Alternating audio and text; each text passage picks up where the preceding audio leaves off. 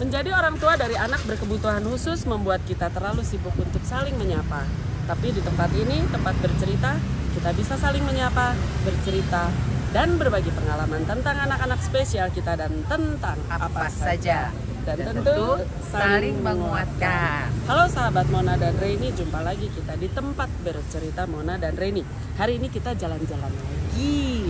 Mau ketemu dengan seseorang ahli yang akan bicara tentang banyak hal. Tapi sebelumnya jangan lupa subscribe dulu YouTube tempat bercerita Mona dan Reni. Jangan lupa nyalain loncengnya supaya nanti kalau kita tayang setiap Sabtu ada notifnya di sana. Di gadget, di device yang sahabat Mona Reni pakai. Juga follow IG Instagram kami @tempatbercerita_Mona Reni. Kalau ada yang mau DM boleh, nanti kita akan jawab. Ada yang mau tanya-tanya juga atau pingin bicara tentang banyak hal, pengen jadi tamu juga bisa WA ke 0813 20350013. Nah, hari ini kita tuh janjian dari minggu lalu sama Dr. Breni. Dr. Breni ini seorang ahli sitogenetika di Bandung.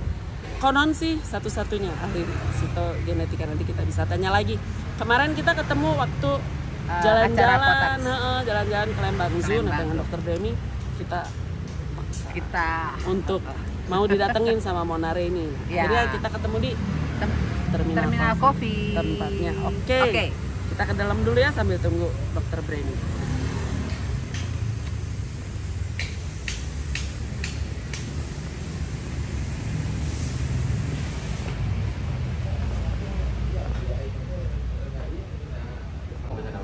Mau apa? Ci, mau apa, Ci? Ci apa, Ci? Cappuccino. Cappuccino satu. Saya Mengolesi. Aku cafe latte. Oh, enak cafe latte. Aku cappuccino juga. Ya. Ada kenal lagi, Bu? Ini aja. Campur aja rotinya. Boleh. Oke. Kasih ya, Mas. Terima kasih. Terus ini masih syuting juga. Masih syuting juga? Dr. Breni ya kelihatan tadi kita bilang datang soalnya. Halo. Seru. Jumpa lagi kita di tempat bercerita Mona dan Reni. Sekarang kita bertemu dengan orang yang kita sudah tadi tunggu-tunggu. Sudah kami sampaikan tadi, kita mau ketemu dengan Dr. Breni. Dr. Breni Laksono. Jadi Dr. Breni ini sahabat para ibu-ibu anak-anak berkebutuhan khusus, terutama orang tua dari anak Down syndrome, karena beliau banyak menangani kasus-kasus di anak-anak Down syndrome. Cerita dulu dok, gimana tentang profesi? Sebelumnya saya perkenalkan diri dulu ya. Ya, boleh. Saya Breni Laksono, saya genetik counselor di FK4. Jadi sehari-harinya di laboratorium sitogenetik FK4 Jalan Ekman nomor 38. Oke. Nah, kebetulan saya dari tahun 2012 ya sudah melakukan pemeriksaan kromosom untuk kelainan-kelainan genetik yang salah satunya adalah Down syndrome. Tapi perjalanan waktu saya Down syndrome juga banyak kasus-kasus lain yang kasus kelainan genetik ataupun kromosom, dan pasiennya pun akhirnya cakupannya lebih meluas ya. Jadi tidak hanya di Bandung, Jawa Barat, tapi juga di daerah lain. Nah, sepanjang perjalanan juga kita menemukan banyak kasus-kasus baru, lalu juga kita merekap, istilahnya mengumpulkan apa sih yang dibutuhkan oleh pasien maupun keluarganya dalam hal perawatan maupun pengasuhan si anak tersebut. Begitu. Boleh cerita dulu nggak sih dok, bidang yang dijalani sekarang oleh Dr. Bremi itu apa sih? Sitogenetik itu apa sih? Iya.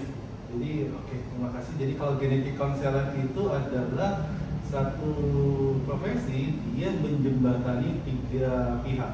Pertama adalah klinisi atau dokternya, lalu keluarga atau pasiennya, dan pihak laboratoris.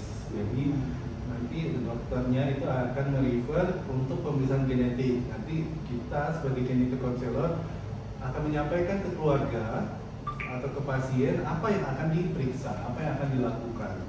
Lalu kita menentukan juga metode atau pemeriksaan yang spesifik untuk dilakukan. Apakah pemeriksaan kromosom, apakah pemeriksaan genetik. Genetik itu analisis DNA, lalu kita tentukan metodenya apa, gennya apa, itu kita tentukan nanti pihak laboratorium yang akan melaksanakan pemeriksaan di labnya. Setelah hasilnya ada, nanti genetik konselor juga akan menyampaikan ke pihak keluarga dan ke pihak klinisi, ke dokternya. Jadi mengenai penyakitnya, lalu mengenai kedepannya seperti apa, baik itu ke pasien maupun keluarga dan ke klinisinya. Seperti asesmennya ya? Assessment itu oleh 2 pihak, jadi dari genetik konselor dan dari klinisi. Gitu. Jadi kalau genetik konselor khusus assessmentnya adalah di genetiknya. Gitu. Hanya di genetiknya. Ya, klinisinya nge-assess yang dari bagian klinis. Jadi 2 hal. Jadi begini dok, misalnya ya satu contoh, kalau anak-anak dengan Down syndrome jelas itu diperiksa adalah tes kromosom ya, kromosom dengan ada beberapa jenis Down syndrome lah ya dengan tipe-tipenya. Nah kalau yang saya pengen tahu misalnya, saya nggak tahu nih saya bisa bilang kelainan atau tidak ya, seperti anak Mona misalnya autis, itu apa ya yang diperiksa? Ya, macam-macam. Jadi kelainan genetik pun sebenarnya macam-macam ya. Mungkin saya harus cerita dulu ya. Dari atasnya, kelainan genetik itu masih di atas. Dalam arti Senang, aku senang kalau dapat aku nyampe ke otak kami ini. Iya. Terus. Kelainan genetik atau penyakit genetik itu masih di atas. Istilahnya masih umum. Kalau kita ini kan masih samudra ya. Nah nanti dari kelainan genetik atau penyakit genetik itu ada tingkatan, bukan tingkatan, ada beberapa tipe ya. Satu adalah penyakit turunan yang disebut dengan. Sebentar, berarti genetik itu belum tentu turunan? Belum. Oke. Lalu terus. Oke, jadi ini ada beberapa jenis penyakit ya. Pertama adalah penyakit turunan yang disebutnya kalau bahasa Inggrisnya inherited disease. Inherited disease. Ini polanya jelas mengikuti hukum Mendel. Jadi ada autosomal dominan, autosomal resesif. Contohnya buta warna. Buta warna itu pasti ada pembawanya. Lalu berikutnya adalah Subing tidak? Oh tidak. Berikutnya thalassemia. Ya, itu contoh-contoh dari inherited disease, penyakit turunan. Penyakit genetik belum tentu diturunkan, tapi penyakit turunan sudah pasti genetik. Oke. Jadi belum tentu turunannya semua kena. Jadi nanti kita akan bahas lagi. Satu ya, inherited disease. Inherited disease. Dua adalah mutasi spontan. Jadi mutasi spontan atau de novo kita nyebutnya adalah penyakit genetik yang terjadi hanya pada si individu itu saja. Jadi di keluarganya nggak ada. Tapi kalau inherited disease di 3 generasi itu ada penyakit yang sama. Tapi kalau yang isolated atau yang mutasi spontan dia hanya terjadi pada si individu itu saja. Kita melihat ke atas bawah itu nggak ada, kiri kanan nggak ada. Ya. Misal ya contohnya misalnya cancer yang isolated. Jadi keluarganya nggak ada. Cuma dia doang. Cuma dia aja dan terjadi di bawah usia 30. Oke. Dia terpakarnya di 30-an. Iya. Oke. Di umur di Sebelum 30. Iya. Sebelum 30. Itu isolated biasanya. Mhm. Ya. Nanti berikutnya ada lagi, ini kan inherited, lalu ada berikutnya mutasi spontan, ada multifaktor. Oke, multifaktor adalah interaksi antara genetik dan lingkungan. Oke. Iya. Jadi ada gen-gen yang mempredisposisi atau yang dia kecenderungan untuk terjadi suatu kelainan atau genetik yang dipengaruhi, dipicu oleh lingkungan. Ada pemicunya. Ya. Iya. Autis, diabetes, nah ini termasuk yang multifaktor. Oke. Jadi ada interaksi antara genetiknya Dan lingkungan. Mungkin tidak yang ketiga ini termasuk di yang satu juga. Ketiga yang satu. Kalau yang satu inherited maksudnya. Enggak Dia misalnya autis ya, Iya. autis. Dia kan masuk ke yang poin ketiga. Iya. Tapi ternyata sepupu, kakak, tante ada yang Ada juga. juga. Nah itu akhirnya Bukan. Jadi dia yang istilahnya begini. Kalau yang inherited itu pola penurunannya jelas, autosomal dominan, autosomal resesif, X-linked, jadi persentasenya bisa dihitung. Kalau yang multifaktor ini dia menghitungnya berbeda lagi cara penghitungannya. Jadi ada contoh misalnya ya diabetes. Kalau si pasien ini udah memiliki kecenderungan untuk diabetes, tetapi dia menjaga pola hidupnya, nggak akan kena. insya Allah bisa lebih baik. Oke. Berbeda kalau autosomal dominan, dia mau bagaimanapun pasti nggak bisa menghindar. Tidak bisa Oke. Iya, ngerti. Oke. Iya. Jadi ada interaksi antara gennya yang dimiliki oleh individu tersebut dan lingkungan. Kalau ini mau dia jaga bagaimanapun tetap kena. Oke. Nah yang terakhir adalah kongenital. Kongenital itu secara genetiknya, secara gennya yang dimiliki itu normal, sehat, nggak ada masalah. Oke. Tetapi pada saat organogenesis di dalam kandungan biasanya trimester pertama itu terjadi apa ya? Ada gangguan, bukan gangguan, ada intervensi, entah itu kelebihan atau kekurangan nutrisi tertentu atau intervensi ya bakteri, virus dan lain sebagainya. Itu kongenital. Misal Penyakit misal contohnya bibir sumbing termasuk kongenital. Walaupun bibir sumbing bisa juga multifaktor. Jadi dalam arti gennya normal semua kalau diperiksa nggak ada masalah, tapi pas organogenesis ada gangguan parasit toksoplasma. jadi terjadilah gitu. Oke, ngerti. Oke, toksoplasma dan lain Iya. sebagainya. Jadi pas hamil ada intervensi bakteri, virus atau parasit. Bisa jadi begitu ya. Dok, tapi kan anak saya kembar. Nah, kembar Satu autis, satu laki-laki. laki-laki. Ya. Gimana? Kembar itu ada yang asalnya dari kalau identik nggak? Enggak, tapi mama saya tuh punya adik mama saya tuh kembar juga, tapi udah nggak ada gitu. Kami semua anak mama nggak ada yang kembar, tapi cucunya ada yang kembar. Satu telur, dua telur. Dua kayaknya, soalnya Ya. mukanya beda banget. Oh iya beda banget. Beda Jadi banget. dua telur ya. Iya. Jadi apalagi beda telur, memang dia tidak ada related istilahnya gennya berbeda. Tapi yang satu bisa autis, yang satu bisa tidak. Iya, Karena iya. memang dua telur. Oke. Jadi seperti kakak adik aja. Iya, Karena telurnya betul. berbeda. Jadi dalam sebuah kandungan anak-anak dua, satu yang bisa dapat yang A, yang B, Iya. yang C, kayak gitu Iya. jadinya ya.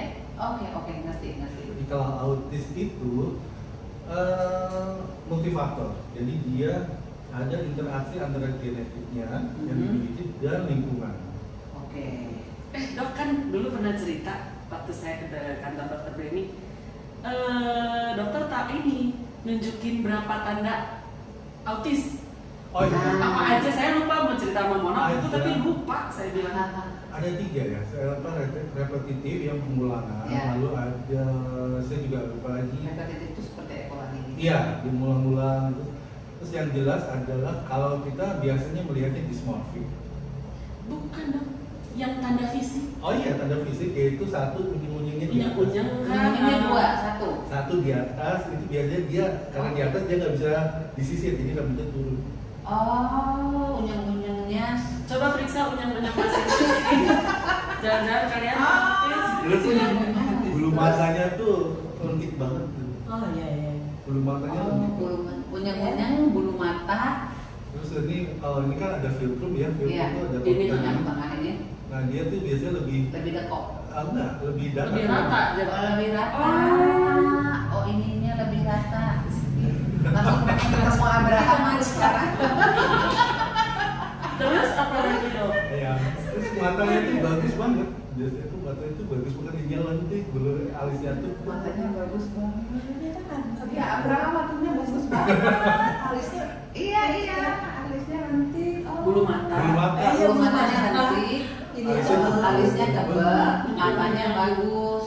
Unyeng-unyengnya nanti saya periksa lah malam-malam. Biasanya nggak bisa disisir.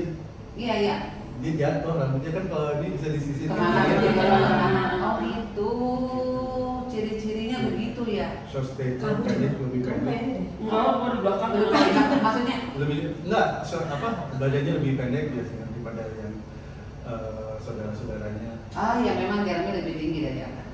Oh iya. Iya, Abraham 185. Jeremy satu atas kembarannya lebih tinggi. Oh gitu. Ada lagi tanda-tandanya? Tanda-tanda Bisa memeriksa diri masing-masing.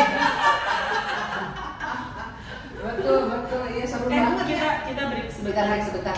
Ya, nanti kita kembali lagi di tempat bercerita Mona dan Reni. Iya, oke. Masih dengan Dr. Breni Laksono di tempat bercerita Mona dan Reni. Kayaknya ini episode yang paling serius. Serius? Saya biasanya nggak pernah mikir, sekarang saya Ini panas mulai rambut saya. Kata Dr. Breni teh gue tiap hari.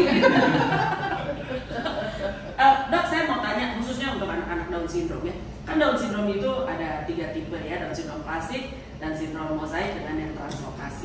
Nah, ini intermezzo aja lah.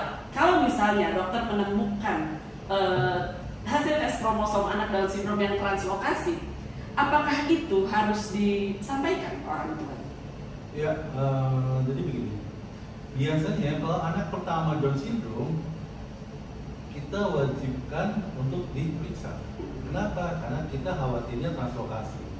Kalau translokasi, anak kedua Down syndrome lagi, anak ketiga Down syndrome lagi. Itu terjadi di Jogja. Ya, jadi tiap punya anak itu pasti Down syndrome. Iya. Jadi kalau anak pertama Down syndrome, kita pasti nyarankan periksa kromosom. Si anaknya dulu kan yang Anaknya diperiksa. dulu. Setelah confirm bahwa ini translokasi, next step-nya adalah ya Orang tuanya. orang tuanya. Orang tuanya mana? Harus diperiksa Oh, Bisa bisa juga. juga. Dua-duanya ya? Dua-duanya. Oke. Cuma ya itu jadi begini, genetik itu Mulai lagi Susah ngomongnya ya. genetik itu sensitif. Jadi kita juga sebagai genetik konselor harus hati-hati untuk menyampaikan dalam arti karena efeknya kita kalau bukan salah bicara tapi kalau salah menyampaikan, nah itu. Bertahun-tahun. Jadi nanti kalau misalnya ditemukan dua-duanya, salah satunya adalah translokasi yang pembawa. Kemungkinan besar ya kalau kita tidak bisa menangani pasangan itu bisa Bisa apa maksudnya? Bisa. cerai. Iya. Karena Satu pasangan pembawa. memilih Oh. yang sehat tentu pingin Pengen punya anak yang sehat. sehat. Oh. Biasanya dok, ini presentasi lah, meskipun semua kemungkinan bisa terjadi ya. Ya. Kesalahan itu ada di pihak ibu atau di pihak ayah? Sama. Untuk kasus Down syndrome. Untuk kasus Down syndrome translokasi itu 50-50 bisa si Oh, tetap ayah bisa si 50-50 ya? ibu. Iya. Oh, karena kalau yang saya- translokasi ya. Karena saya dengar kalau Down syndrome itu kesalahan apalah ya itu Ibu, di ibu ibu. itu dalam arti ini kan kita masih bicara translokasi. Kalau translokasi itu bisa dimiliki oleh si bapak maupun si ibu. Kemungkinannya sama. Iya, kemungkinannya sama. Tapi kalau yang klasik, yang Yang seperti anak saya. iya, Nah, Down syndrome itu ada 3. nah. Satu klasikal yang secara umum itu 94%, lalu berikutnya translokasi itu sekitar 4%. Nah, yang paling jarang itu Mozaik. Mozaik. Kalau yang translokasi, kemungkinan yang memiliki translokasi itu antara laki-laki dan perempuan 50-50. Nah, kalau yang klasik itu kan kemungkinan diduga itu bisa dari sperma atau dari ovumnya, ya, dari sel telurnya.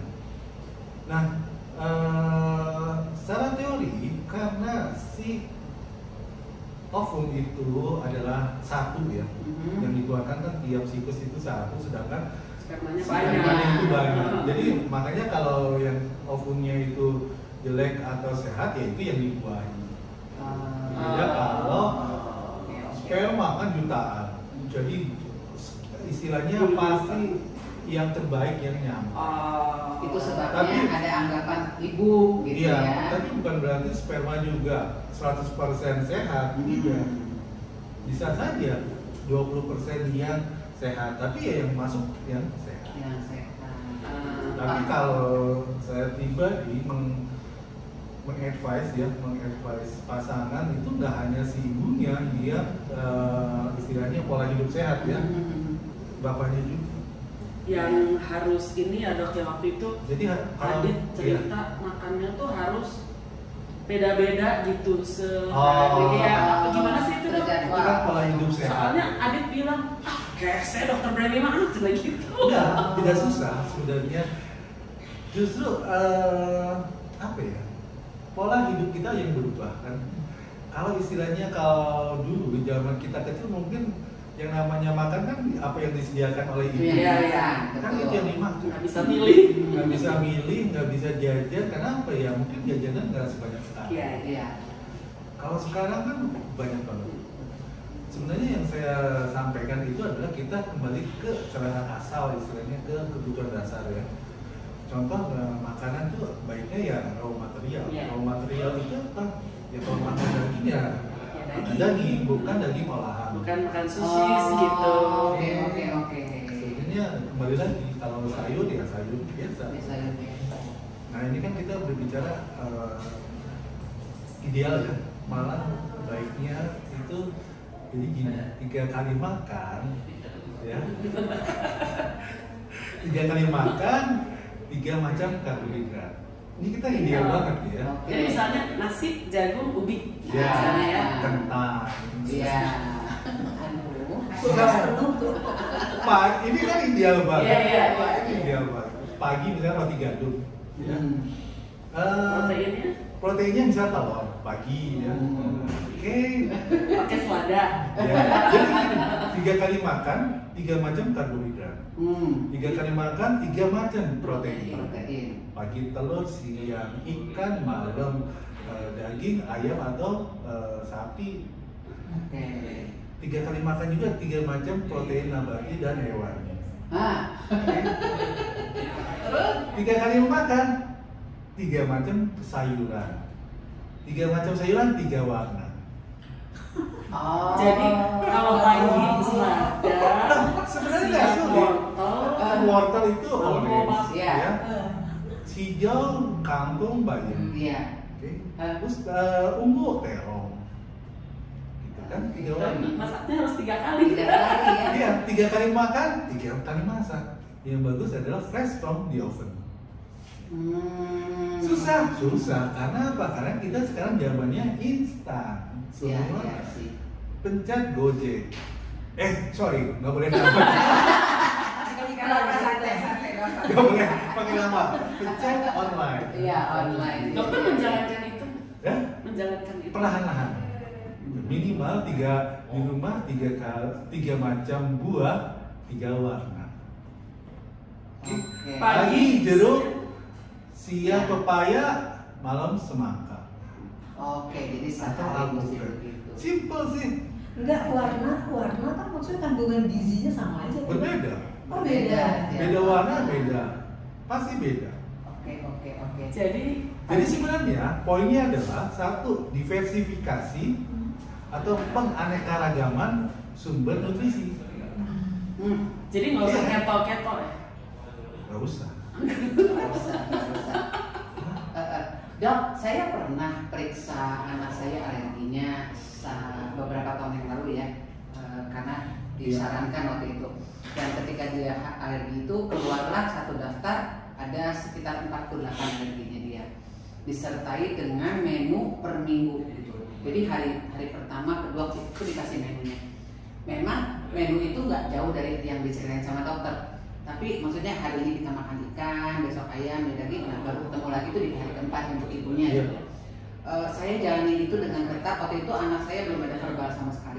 Sesudah setahun menjalankan itu dengan gigih dan penuh tanda tanya serta tangisan yang luar biasa itu, ada verbal keluar. Kaitannya apa? Kembali lagi, sebenarnya sih ini kan kebutuhan hidup kita ya. Dasarnya adalah diversifikasi makanan, diversifikasi nutrisi. Jadi semua itu harus terpenuhi gitu. Jadi ada nutrisi yang makro, ada yang mikro. Jadi yang mikro itu yang sedikit sekali. Jadi kacang-kacangan tetap harus masuk dan lain sebagainya. Jadi kalau ini adalah sebenarnya memaksimalkan nutrisi yang masuk. Saya pengen nanya, ini ada kaitannya dengan diet? Karena kan dia alerginya lumayan banyak dan sekarang tinggal 6. Alerginya apa?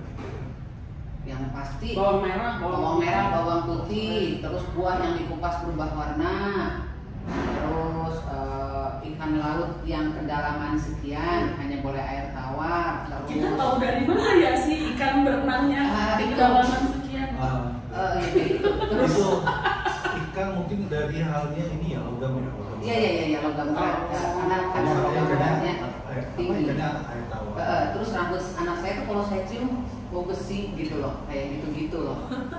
Jadi kalau mancing tanya dulu ikannya tadi berenang di Kamu mana? dari mana alamatnya ikan? Nah, Iya. yang saya pengen tahu ada kaitannya sama diet nggak? Karena saya kan dikirimin menu tuh dari sana.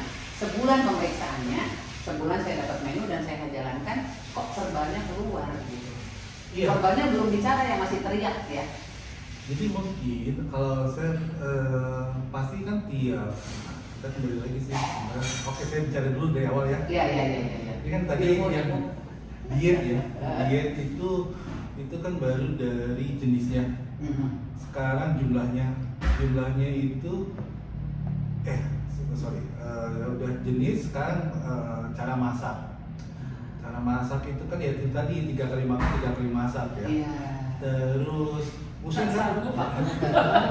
sebenarnya bukan yang satu, tapi kita ya itu lagi pola hidup kita juga berubah. Sebenarnya kalaupun dia kita harus masak itu cukup yang rebusan. Jadi kayak baby carrot itu yang wortel manis itu kan direbus atau dikukus ya. Artinya itu lebih simpel. Jadi ya makan begitu saja. Terus udah gitu justru ya masakan Indonesia itu kan suka ada yang lama sekali ya. Rendang gitu ya misalnya. Iya, Jam-jam. itu istilahnya ya banyak nutrisi yang terbuang Iya, juga. iya.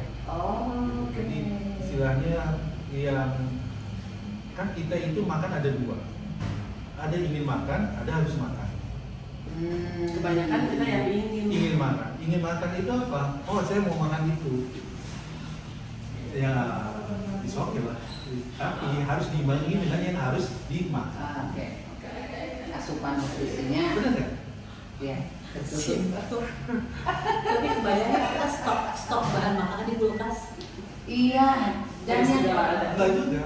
Harus yang jangan selama disimpan. harus banyak tapi sedikit.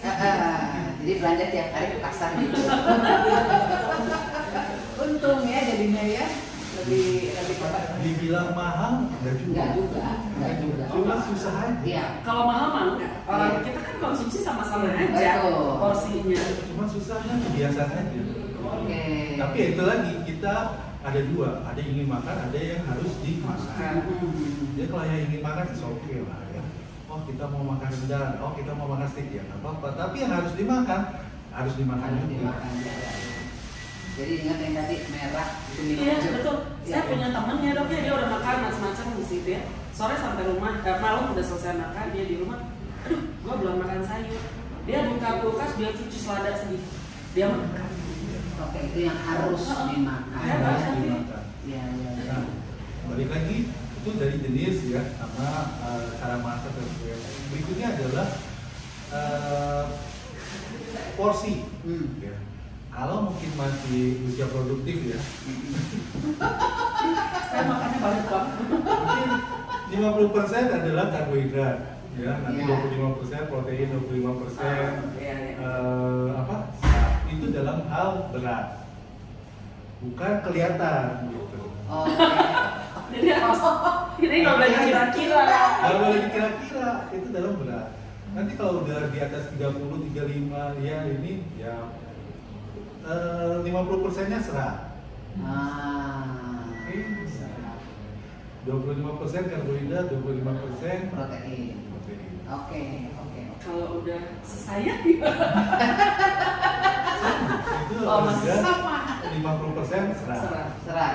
Ya, nanti 25% sih karbohidrat dan 25%-nya Protein. Oke. Alamat makan lotek. Gado-gado. Kenapa jauh? Oh gitu dok. Iya, Ya susah di jalan. Maksud saya sebetulnya nggak susah. Tapi kan kalau kita Kebiasaan. menyiapkan Ya. makanan kan kita sendiri ya. Iya. Mungkin kalau kita catering sehat, saya pernah ngejalanin catering sehat seminggu ya. Waktu itu kok enak. Betul, betul. Kalau ada sih ya pasti kita makan ya. Iya, iya, Kalau iya, iya. untuk servingnya itu, aduh. Iya. Kan? Justru ini jadi sebenarnya peluang bisnis. Iya, iya, peluang Iya, bisnis. tolong gitu. Betul. Peluang bisnis. Saya yang catering makanan sehat itu kan cuma siang sama malam. Mereka bisa 2 kali loh. Iya. Siang antar Pas, anak, ya, malam iya. antar anak. Iya, iya. Ya kalau udah ada sih makan aja lah. Iya, betul. Nggak enak. Iya, rasanya menye-menye gimana gitu. Berarti gorengan tetap nggak boleh. Ya itu dalam hal ingin makan. Nah, Sebentar. Kalau ada orang bilang pakai canola, pakai olive, pakai ini, itu betul nggak? Nggak tahu ya. Oke. minyak. Maksudnya lebih sehat? Oh, lebih sehat. Atau sama-sama aja? Biasanya lebih nggak enak ya. Jadi nggak Iya, enak. iya, betul, betul, lebih nggak enak. Atau Tapi kita nggak usah inilah apa istilah. Kalau saya pribadi saya gorengan tapi kan nggak tiap hari juga. Oh, Balik lagi ada yang ingin ingin dan dimakan harus. dimakan. goreng Kalau kita ingin ya nggak apa-apa lah. Tapi dibarengi dengan yang Tapi harus. dibarengin dengan yang harus Iya, dimakan. betul, betul. Gitu. mungkin minyak masih oke, tapi jangan di fry kali ya. Haha. It's okay. Balik lagi. Tapi yang harus Yang harus dimakan Oh, iya, iya, tetap iya. harus dimakan. itu nggak jadi double konsumsi. Kan sekarang gini makan gorengan itu masuknya apa? Karbohidrat. Karbo. Oke, karbohidrat, lemak ya. Ya. Kan tinggal ditambahin sayurannya. Di harus. Ah. Antara ingin dan harus. Jadi yang Oke. harus. Jadi yang Contoh. kemudian jangan dimakan lagi. Iya. Iya. Misal kita makan steak. Steak itu rata-rata ukurannya kan paling banyak kan 150 gram. 150. Ya. Ya. Kalau ini kita biasa 100 gram aja udah cukup. Gitu. Berarti kita harus makan sayuran dari 200 gram. Simple kok, cuma sepiring penuh gitu. Itu yang harusnya ya. Iya, nah itu bentuknya salad, lotek, iya kan? Gado-gado. tapi Gado-gado, harus. tapi harus. Oke, oke. ngerti. Jangan pakai daging lagi. Jangan Iya, pakai daging. betul. Tapi kan dalam lotek juga mencakup lemak juga ini. Iya. Kacang. Kacang. Kacang protein. Nah, kacang Kacang protein. protein. Nambah Jadi nggak jadi apa-apa. Jadi istilahnya nggak apa-apa. Nah, Kita mengakalinya. biar panjang. Jadi seharian tuh mikir aja. Ini karbo. Apa yang kurang? Kan kita ngukur tadi saya makan apa ya? Saya tuh kalau di rumah nggak anak sih semua gitu ya. Apalagi kalau anak yang jelas masih masa pertemuan. Telur pagi itu 2 paling. Iya, iya. 2 itu. Bisa. Emang kalau udah ini nggak boleh keluar 2, nggak apa-apa. Nggak apa-apa. Saya juga sehari telur 2. Nah, iya. Oke, oke. Jadi boleh Dua dua. Enggak ada polisi. Sehari. 2 putih. Dua. Dua butir Dua butir. telur ayam. Iya. Telur ya, it's okay. Bentuknya apa? Bener sih. Ingat. Pagi makan 2. Berarti Abraham masih aman. Telur susu. Masih aman. ya? Selanjutnya baru Kita mencukupi hitung. pola itu. Iya, kita hitung misalnya oh tadi udah proteinnya segini. Berarti nanti sayurannya Oh, oke. Balancing ya, Dok. Kalau udah ditambah ini gimana Jadi jadinya? istilahnya sehingga nggak trauma. Wah, saya repot hidupnya gitu. Enggak. Saya makan enggak, masih makanan nggak makan, cuma nanti oh iya kita Berarti itu. seratnya kurang. Iya. Gitu. Tapi kadang badan kan memberikan sinyal juga dok ya. Kalau kita ada kurang yang nggak enak, kadang-kadang kalau kita agak-agak apa ya, suka kasih misalnya nih kurang minum, kayak ada yang memberikan sinyal gitu ya badan saya kalau saya. Kalau minum, Beda itu cerita. ukurannya tipis.